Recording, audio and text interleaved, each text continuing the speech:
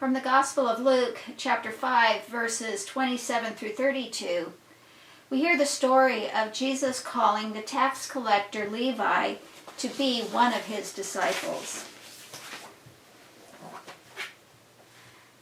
After this, he went out and saw a tax collector named Levi sitting by the tax booth, and he said to him, "Follow me." And he got up, left everything, and followed him. Then Levi gave a great banquet for him in his house, and there was a large crowd of tax collectors and others sitting at the table with him. The Pharisees and their scribes were complaining to his disciples, saying, "Why do you eat and drink with tax collectors and sinners?" Jesus answered, "Those who are well have no need of a physician, but those who are sick. I have come to call not the righteous, but the sinners to repentance." The choice of Levi as a disciple was shocking. Levi was a tax collector, a collaborator with Rome, someone who was willing to take financial advantage of his own people. Tax collectors were despised, and good, righteous people would have nothing to do with them. The fishermen, Peter, James, and John, they were common people, but they were honest and righteous. Jesus knows all of this, and still he calls Levi. Jesus makes it clear that he came to help all people, especially those who were badly off track. It isn't just that Jesus helps them. Jesus welcomes them into his ministry, makes them a part of his glorious work, bringing salvation to the world. Now, perhaps it is just as surprising that Levi accepts the invitation immediately. He doesn't protest that he is unworthy. He just got up and left everything.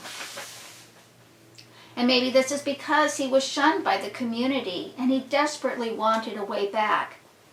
Levi didn't dare miss his chance. We have all been invited to join Jesus in ministry. We have been invited to share in the healing, the teaching, and the serving. We have been invited not because of our goodness, but because of Jesus' all-embracing love. While we may not think that we have much to offer, in truth we do. We have ourselves, just as we are. We give ourselves believing that Jesus will work through us.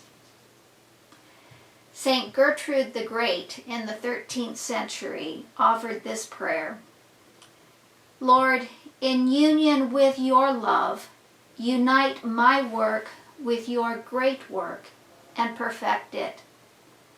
As a drop of water poured into a river is taken up into the activity of a river, so may my labor become part of your work.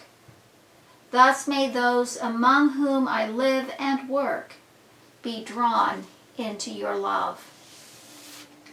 In your prayer time today, take a bowl of water and then a few water drops on your fingers and drop them into the bowl. You can then take that bowl of water and use it for some good purpose, perhaps water a plant or wash something that needs cleaning.